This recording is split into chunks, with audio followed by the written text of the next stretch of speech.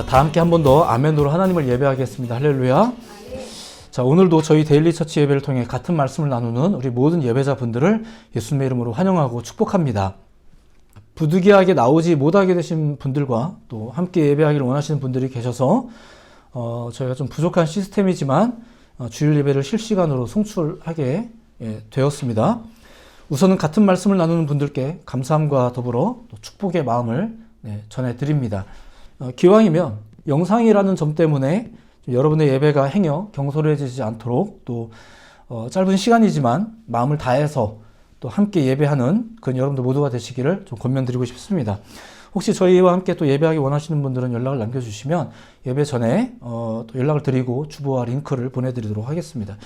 유튜브에는 설교 부분만 이제 편집해서 올리고 있습니다. 부족한 말씀이지만 나눔이지만 묵상과 말씀 새김을 위해서 본 영상을 사용하시면 좋을 것 같습니다. 자, 오늘은 사순절 네 번째 주일입니다. 저희는 그 예수님의 이 마지막 여정과 관련해서 신앙의 권면을 좀 나누고 있습니다. 좀 더 하나님을 알아가시고 또 그분의 사랑을 알아가는 여러분들의 지금 이 시절이 되시기를 다시 한번 예수님의 이름으로 축복해 드립니다. 지난주에 저는 그 하나님께서 가나안 땅 정복을 앞둔 여호수아에게 어떤 권면을 하셨다는 이야기를 소개해 드렸습니다. 묵상 권면이죠. 묵상 권면입니다. 여기에서 이 묵상이 히브리어로 하가라고 합니다. 이제 곧 새로운 삶을 살아야 될 이스라엘에게 이제 하나님께서 하신 권면, 그게 하가였다는 거죠. 물론 당시 이 하가의 권면은 모세를 통해 주셨던 율법을 이제 말하는 겁니다. 율법에 대해서 하가를 이제 권면한 거죠. 자, 그리고 저희가 두 번째로 살펴봤던 내용은 뭐냐면은 하나님께서 권면하신 그 하가의 본래 의미가 오늘날 우리가 알고 있는 그 정적인 묵상, 그게 이제 아니었다라는 것, 좀 달랐다라는 것을 소개해 드렸습니다. 하나님께서 권면하신 그 하가는 그 정적이기보다 굉장히 역동적이고 공격적이었습니다. 이제 그런 적극적인 묵상, 그것을 하면서 새로운 삶을 시작해라 라고 하나님이 권면을 하셨다는 거죠. 자, 그리고 오늘날 우리의 묵상도 좀 그래야 되지 않겠는가, 이런 권면의 말씀을 지난주에 전해드렸습니다. 자, 그런데 신약을 보면 구조적으로 보았을 때 이와 동일한 이야기가 등장합니다. 그것이 바로 예수님이 당신의 사역 말미에 제자들에게 권면하신 내용이 바로 그것입니다. 자기는 곧 떠나게 된다 하는 건데, 그러면서 앞으로 달라진 삶, 제자들이 그 달라진 삶을 살아야 되잖아요. 이 달라진 삶을 살아야 될 제자들에게 어떤 권면을 하시는 거죠. 그리고 그 권면에서 나의 계명을 지키리라, 이런 말씀을 하세요. 일종의 하가에 관한 것입니다. 묵상을 통해 당신의 말씀을 기억하고 또 지키며 살아가라는 거죠. 그것이 요한복음 14장에 나오는 이야기입니다. 오늘은 그 이야기를 좀 살펴볼까 하는 겁니다. 자, 이 14장은 먼저 이런 식으로 시작이 됩니다. 1절 말씀인데, 너희는 마음에 근심하지 말라, 하나님을 믿으니 또 나를 믿으라. 먼저 이런 권면을 합니다. 이제 왜 이런 말씀을 하셨을까? 앞서 13장에 보면 예수님께서 나 떠날 거다, 이런 말씀을 하세요. 자, 예수님이 떠날 거다라는 이 이야기는 제자들에게 근심이 되었습니다. 함께 있다 보면 가끔 야단도 맞고 이러지만 그래도 같이 있을 때가 낫죠. 근데 아쉬움 때문이든 뭐 때문이든 이제 예수님이 떠나신다는 말이 이제 그 제자들에게는 그냥 속 시원한 것만은 아니죠. 이게 근심이 되는 거예요. 자, 그런데 한 가지 더, 정확히 제자들의 마음이 이것 때문이다라고 이제 성경에 기록은 나와 있지 않지만 지금 소개해드리는 이 사실을 여러분들이 좀 잘 알고 계실 필요가 있습니다. 이제 뭐냐면 당시 유대인들이 가지고 있었던 메시아관에 대한 문제예요. 그들이 조금 잘못된 메시아관을 가지고 있었어요. 그리고 제자들도 사실 당시에 그 통념화된 그 메시아관에 대해서 완전히 자유롭지는 못했죠. 익숙한 메시아관이 있었다는 얘기예요. 그게 뭘까요? 자, 예수님이 등장하셔서 메시아로 오셨대요. 그분이 메시아래요. 자, 사실 이것도 굉장히 쉬운 문제는 아니었습니다. 여러분들이 알고 있는 그 신약 복음서의 온갖 혼돈들이 그것 때문이었었어요. 이게 안 믿겨지는 거죠. 그리고 반대자들도 막 생겼어요. 뭐 때문에요? 예수님이 메시아라는 사실 때문에. 그리고 메시아로 오셨다는 사실 때문에 이게 이런 혼란이 있었단 말입니다. 자, 그런데 더 큰 문제가 있어요. 뭐냐면 가신대요. 그러니까 메시아로 오셨다는 것도 믿지 못하는 마당인데 메시아가 간대요. 메시아는 가면 안 돼요. 가긴 어딜 가요? 계속 함께 있으면서 우리를 이끌어 주시는 게 그게 메시아인 거예요. 당시 그들이 기대하던, 그들이 생각하던 메시아과는 그런 거였었어요. 이분이 메시아란 말도 잘 믿겨지지 않는 마당인데 또 간다고 하니까. 그러니까 예수님께서 나 갈 거다라고 말씀하신 것은 그들의 기존 메시아관마저, 그들이 믿고 있었던 그 신앙마저 흔드는 그런 일이었던 거죠. 이게 문제가 큽니다. 이런 말씀 하시면 안 돼요. 그동안 당신이 주장한 것도 있는데 이렇게 말씀하시면 안 되는 거죠. 그런데 예수님은 지금 이 말을 하고 간다는 거예요. 더군다나 제자들에게 오히려 근심하지 말라고 위로와 권면의 말씀을 하고 계신 겁니다. 좀 상황이 이상하죠. 하는 말마다 당시의 관점에서는 받아들여지기 어려운 말들만 툭툭 던지셨는데 그렇게 일은 당신이 다 저질러 놓으셨는데 이제는 제자들만 남겨놓고 가신다는 거예요. 그리고 제자들에게 오히려 막 힘내라고 권면하는 거예요. 이 예수님이 문제예요. 이런 상황입니다. 그들이 기대하는 바대로라면 그냥 가지 마시고 여기 계시면서 지금이라도 이 반대자들의 콧대를 꺾어주시는 게 이제 그게 당신이 하실 일이죠. 근데 이제 가신다는 거예요. 그리고 이제 남겨지는 사람들, 남은 사람은 어떡하란 말입니까? 이런 상황입니다. 어떤 의미에서 본다면 예수님의 제자들은 지난주에 소개해드린 그 구약의 여호수아보다 훨씬 복잡하고 난처한 상황을 지금 겪고 있는 거예요. 물론 여호수아도 무척 난감하긴 했습니다. 지도자는 죽었고 내가 차기 지도자는 됐고 뭐 눈앞에 새로운 미션이 주어지긴 했는데 지금까지 뭐 해오던 방식의 미션하고는 완전히 다른 거고 더군다나 내 뒤에는 뭐 100만 명이 넘는 사람들이 뭐 나만 바라보고 있고 굉장히 난처하죠. 얼마나 근심이 있고 두려움이 컸겠습니까? 이런 여호수아를 향해서 또 하나님이 위로를 하신 거죠. 자, 다 이해가 되지는 않더라도 믿음으로 삶을 새롭게 하는 사람들에게 하나님의 위로가 있음을 믿으시기 바랍니다. 자, 요한복음 14장도 그렇게 예수님의 위로, 권면으로 이제 시작이 된 거예요. 물론 이런 위로와 권면이 이제 후에 이제 성령으로 인해서만 이제 확실하게 이해가 되고 받아들여지긴 합니다. 어쨌거나 예수님의 위로가 있었습니다. 자, 그러면서 뭐 떠나시는 이유라든가 뭐 내가 너희들을 위해서 처소를 마련할 거다 뭐 이런 얘기라든가 뭐 하나님과 나는 이런 관계다 이런 이야기들을 한 다음에 소위 하나님께서 여호수아에게 주셨던 그 권면과 비슷한 이제 권면을 하세요. 이제 그게 뭘까? 이미 알죠. 묵상 권면입니다. 그게 바로 15절의 내용인데 이제 보시면 이렇습니다. 15절에 보면 너희가 나를 사랑하면 나의 계명을 지키리라. 이런 말씀이 있어요. 일단 계명 이야기가 등장을 했습니다. 자, 계명을 하가 묵상하는 것에 대한 이야기죠. 당신의 말을 기억하고 지키며 살라는 이야기를 지금 하시는 것입니다.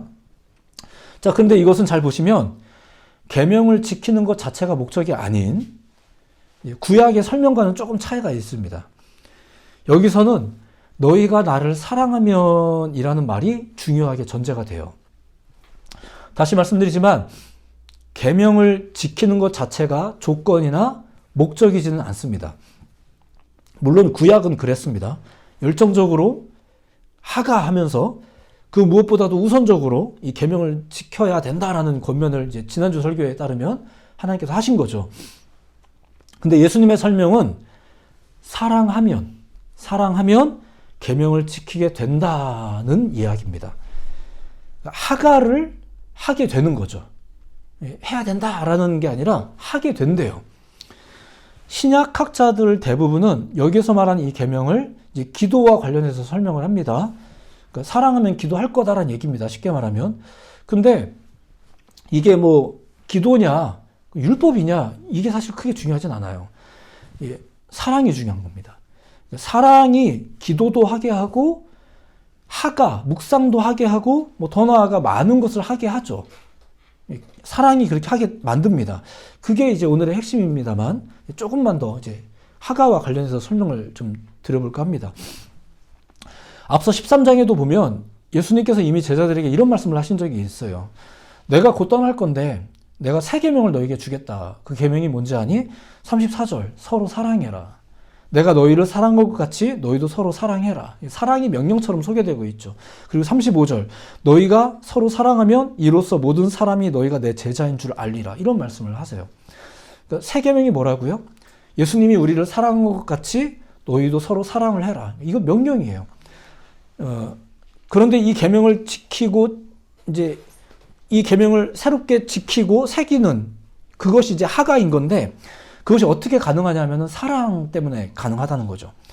또한 그렇게 계명을 지키고 살다 보면 우리가 그분의 제자라는 것이 드러날 것이다. 이제 이런 이야기를 앞서 하셨단 말입니다. 사랑이 사실은 핵심이에요. 그리고 예수님께서 말씀하시는 이 새 계명이라는 것은 더 큰 사랑을 전제로 하는 것입니다. 더 큰 사랑이 뭐겠습니까? 예수님의 이 말씀이 누구에게까지 연관되어져 있는지를 21절에 보면 나타나요. 오늘 14장 21절에 보면 이런 말씀이 있습니다. 나의 계명을 지키는 자라야 나를 사랑하는 자니 나를 사랑하는 자는 내 아버지께 사랑을 받을 것이요 나도 그를 사랑하여 그에게 나를 나타내리라. 그러니까 이 사랑이 율법에 관해서만이 아니라 하나님 아버지에게까지 닿아 있는 거예요. 자, 이렇듯 계명을 지키는 삶, 그러니까 하가의 삶을 그 예수님의 말씀에 빗대어서 이제 설명을 하자면, 생각을 해보자면, 우리가 받는 사랑, 그리고 우리가 해야 될 사랑과 관련이 있습니다. 사랑과 하가가 깊이 연관되어 있다는 것입니다. 묵상이 중요하다는 얘기를 하는 겁니다만, 그 묵상이 그냥 되겠습니까? 지금 이 얘기를 하는 거예요. 그 묵상의 그 배경에 무엇이 있겠습니까? 무엇이 우리로 하여금 그렇게 하게 만들겠습니까? 구약은 그저 명령으로만 좀 강조가 되었지만 예수님이 지금 어떻게 말씀하고 계시는가 지금 그걸 소개해드리고 있는 중입니다. 이렇게 15절에서 사랑 이야기가 등장을 해요. 그런 다음에 곧바로 또 하나의 이야기가 등장하는데 그게 16절입니다. 여기서는 갑자기 보혜사 성령이 또 등장합니다. 여기서 보면 성령이 주어지는 이유가 이제 먼저 소개가 되어지는데 이런 겁니다. 영원토록 너희와 함께 있게 하려고 이 성령이 이제 주어지는 거예요. 뭐 성령에 대해서 제가 많이 강조하는 부분이 있습니다만 일단 16절의 표현에 의하면 함께 하기 위해서 성령이 이제 주어졌대요. 주신대요. 성령을 주시는 그 이유가 뭐라고요? 함께 있게 하려고. 많이 들어보셨죠? 성경의 온갖 증거에 따르면 함께 하는 게 사랑이었습니다. 함께 하는 것은 구약에서 하나님이 이스라엘 백성에게 가장 빈번하게 하셨던 약속이자 축복이었습니다. 그리고 신약에 넘어와서 예수님이, 심지어 예수님의 이름도 함께함입니다. 믿는 자들에게 주신 그분의 축복이자 약속이 역시 함께함이었어요. 그리고 이제 심지어 성령도 이제 우선은 그래서 주신 거랍니다. 함께하기 위해서. 이 함께함의 동기가 사랑입니다. 오늘의 본문 구절은 지금까지의 설명을 잘 집약해 놓은 것과 같습니다. 23절부터 우리가 읽었죠. 우리 23절은 좀 함께 읽어보았으면 좋겠습니다. 각자의 자리에서 다시 한번 성경을 좀 보시고요. 23절을 같이 한번 읽어봅시다. 시작. 예수께서 대답하여 이르시되 사람이 나를 사랑하면 내 말을 지키리니 내 아버지께서 그를 사랑하실 것이요 우리가 그에게 가서 거처를 그와 함께 하리라. 아멘. 주의 말씀을 묵상하고 지키며 사는 삶의 배경에 사랑이 있음을 지금 보여주고 계신 겁니다. 24절도 한번 보겠습니다. 24절도 함께 봅시다. 시작. 나를 사랑하지 아니하는 자는 내 말을 지키지 아니하나니 너희가 듣는 말은 내 말이 아니요 나를 보내신 아버지의 말씀이니라. 아멘. 일단 예수님의 말씀은 여전히 유효한 하나님의 말씀입니다. 믿으시기 바랍니다. 그런데 그것을 안 지키는 경우가 이제 있을 수 있대요. 언제요? 사랑하지 않으면. 사랑하지 않으면 그렇답니다. 사랑하지 않으면 묵상이 안 되는 거예요. 하가가 안 돼요. 이렇듯 계명을 지키는 것보다 앞서는 것이 먼저는 사랑의 문제예요. 우리의 마음속 안에 일어나는 어떤 종류의 문제겠죠. 그런데 더 나아가 이 감정적인 표현에 일종의 명령이기도, 실제로 명령하셨습니다. 사랑하라라고. 근데 이 감정적인 표현에, 이 명령에 이거 전적으로 우리가 이 감각 자체에 의존할 수는 없어요. 알아도 안 되는 게 있죠. 사랑도 그렇고, 사실 사랑만 그런 건 아닌 것 같아요. 많은 것이 그렇습니다. 그래서 등장하는 게 성령입니다. 26절을 읽어보면 그렇습니다. 소개만 해드립니다. 보혜사 곧 아버지께서 내 이름으로 보내실 성령, 그가 너희에게 모든 것을 가르치고 내가 너희에게 말한 모든 것을 생각나게 하리라. 아멘. 거두절미하고 설명하자면 그분이 우리에게 하신 말씀을 이해하고 다시 떠올리는 것들, 예수님이 우리에게 말씀하신 것들, 그거 생각나고 다시 한번 떠올리는 모든 것들이, 자, 여기서 떠올린다는 얘기는 현재적인 얘기입니다. 지금 떠올리는 겁니다. 지금 주님의 말씀이 필요한 겁니다. 옛날에 믿었어요가 아니라, 옛날에 나도 들어봤어요가 아니라, 지금 그 말씀이 또 한번 떠오르는 게 중요한 겁니다. 이 현재의 신앙, 이 현재의 기억력, 이 현재의 믿음을 위해서 누가 있다는 거예요? 성령이 있다는 거예요. 그 성령이 우리를 향한 주님의 사랑을 알게 하는 것이고요. 우리도 사랑을 하게 하는 거예요. 알게 하고 하게 하는 거예요. 언제? 지금. 지금. 나도 옛날엔 봉사 많이 했어. 이거 말고요. 현재. 그러니까 지금 이 현재의 삶을 위해서 무엇이 필요하다고요? 누가 필요하다고요? 성령이. 성령이 날마다 주님의 말씀을 하가하도록 주어진 거예요. 성령은 우리의 교회 생활을 위해서 주어진 게 아니라 우리의 삶을 위해서 주어진 겁니다. 기도원 같은 특별한 장소나 특별한 날들을 위해서가 아니라 특별한 위기 상황에서만 필요한 게 성령이 아니라 우리의 일상적인 삶을 위해서 오신 하나님이세요. 우리는 살아가면서 감각적으로 느껴도 또 머리로 계산이 다 돼도 심지어 예전에 알았어도 생각대로 되지 않는 경우, 원하는 대로 되지 않는 경우를 많이 경험합니다. 나이 먹어갈수록 그게 더 많아져요. 신앙은 어때요? 우리가 생각하는 대로 신앙이 돼요? 내가 생각한 대로 하면은 충분한 것 같아요? 그렇지 않죠? 우리의 힘으로 날마다 온전한 그리스도인이기가 쉽지가 않습니다. 아니, 되지가 않습니다. 만약에 그런 식으로 됐다면 예수님이 잘못 죽었죠.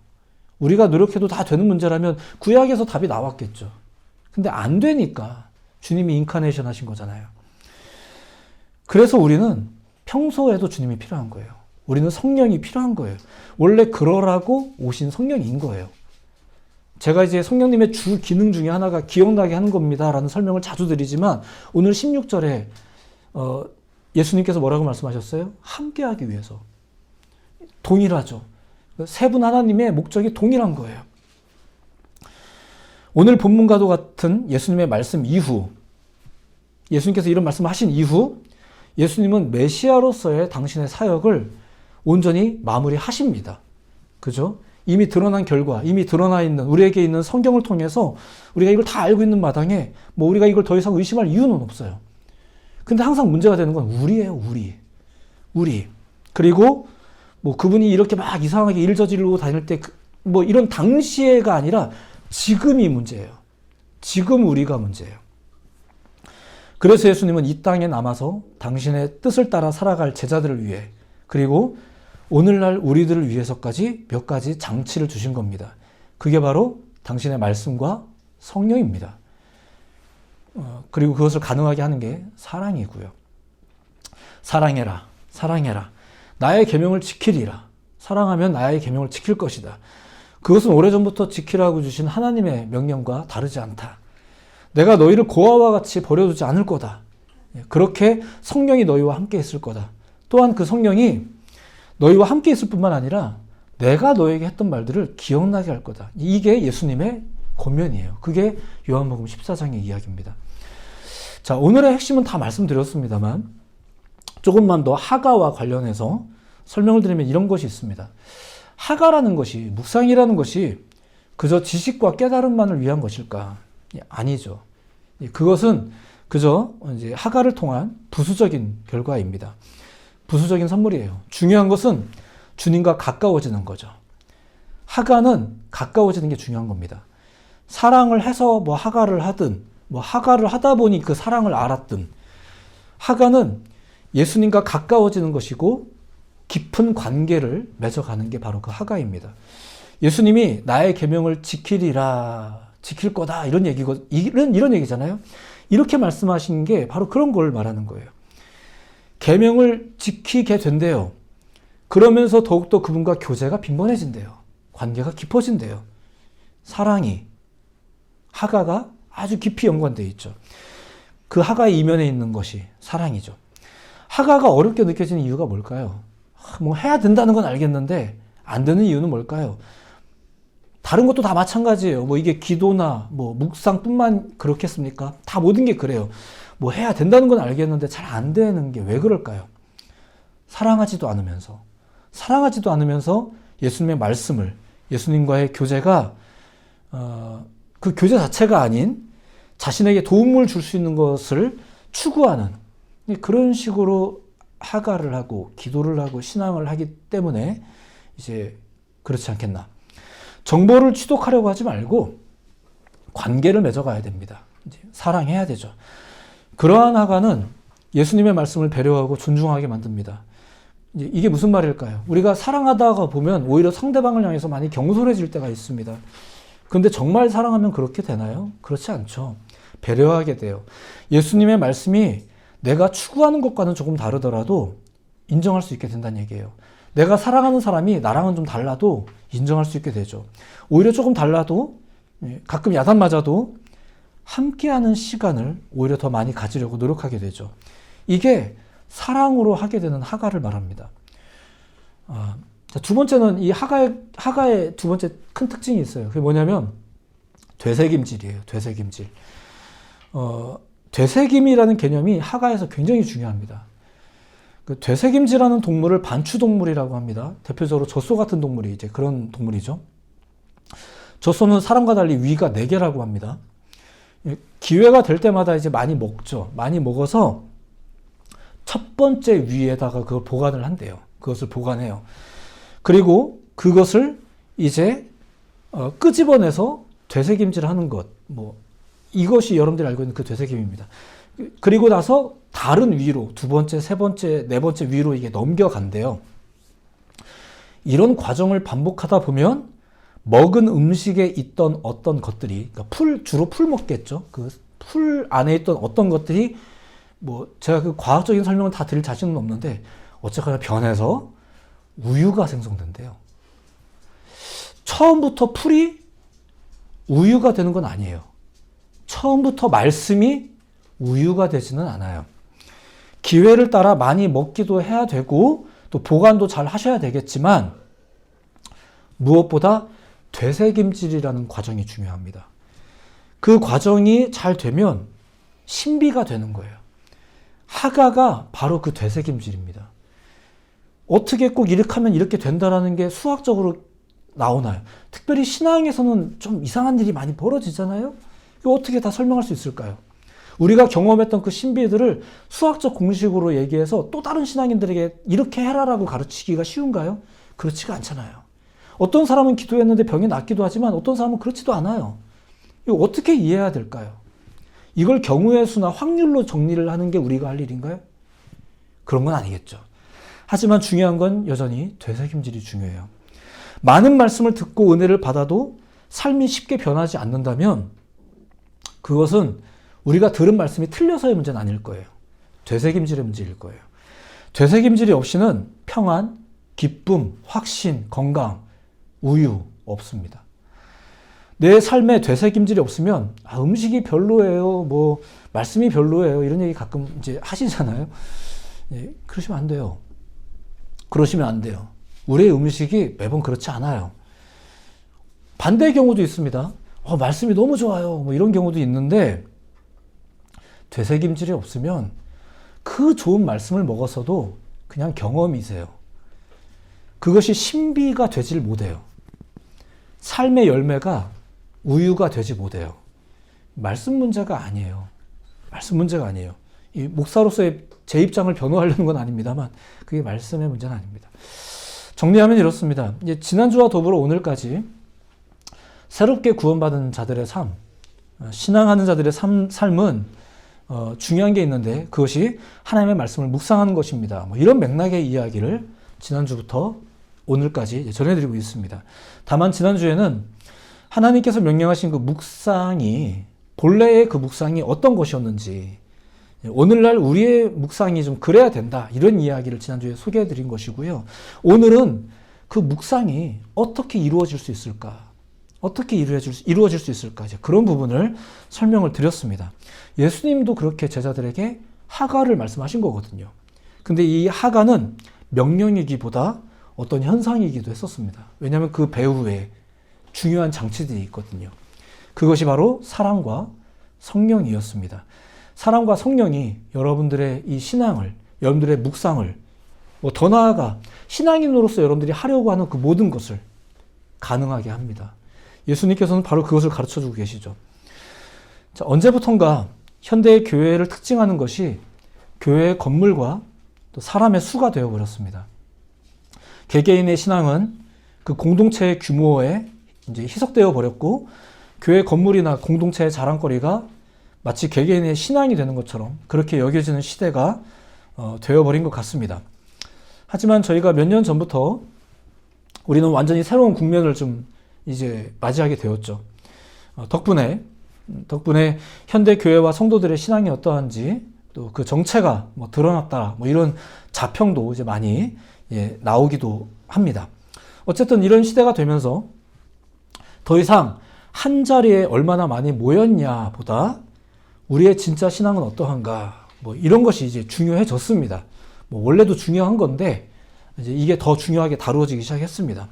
흩어져 있는 성도 개개인들이 영상 맞은편에 계신 여러분들이 어떠한 마음인지 어떤 자세인지 얼마나 진실하신지 어떤 마음으로 지금 주님을 만나고 계신지 예배하고 계신지 이런 여부가 이제 중요해졌다는 겁니다. 안타까우면서도 일면 좀 바람직한 현상이라고 생각이 됩니다. 자, 그러다 보니 묵상이 중요해졌죠. 또 옛날부터 중요한 건데 오늘날 좀 더 중요해진 것 같아요. 그러다 보니 이 묵상이 잘못 이해되었거나 혹은 잘못 다루어지면 안 되겠죠. 그래서 그와 관련된 이야기를 지금 2주간 이제 전해드리고 있는 것입니다. 흔하고 결과적인 이야기지만 또 가시적인 표현으로는 결국 이런 권면입니다. 묵상하고 사십시오. 주의 말씀을 가까이 하며 사십시오. 그런데 어떻게 묵상을 하셔야 될지를 꼭 기억하셔야 됩니다. 지난주 설교를 참고하시면 될 것 같습니다. 그리고 그 묵상이 어떻게 가능할 수 있을까요? 어떻게 온전할 수 있을까요? 주님이 우리에게 권면하신 그 묵상의 삶은 어떻게 이루어지는 걸까요? 그런 건 오늘의 설교를 참고하시면 될 것 같습니다. 자, 그렇게 예수님도 제자들에게 그 권면을 하셨다는 거죠. 말씀을 가까이 하며 사는 삶의 중요성. 아주 오래전부터 유효했던 겁니다. 예수님 때만 그리고 요즘에만 중요한 건 아니에요. 하지만 요즘에는 더욱 중요하게 여겨지는 그런 권면일이라 생각이 됩니다. 말씀의 권면을 마음에 새기시는 여러분들 모두가 되시기를 예수님의 이름으로 축복해 드립니다. 그리고 그 권면을 따라 또 이렇게 모니터상에서 말씀을 접하는 것이겠지만 이 권면을 따라 더 사랑하시고 주의 말씀을 가까이 하시고 또 무엇보다 우리의 다짐과 노력으로 되는 건 아니겠지만 소망합시다. 성령과 함께 하시면서 살아가는 여러분들의 모든 일상이 되시기를 예수님의 이름으로 축복해 드립니다. 기도하겠습니다.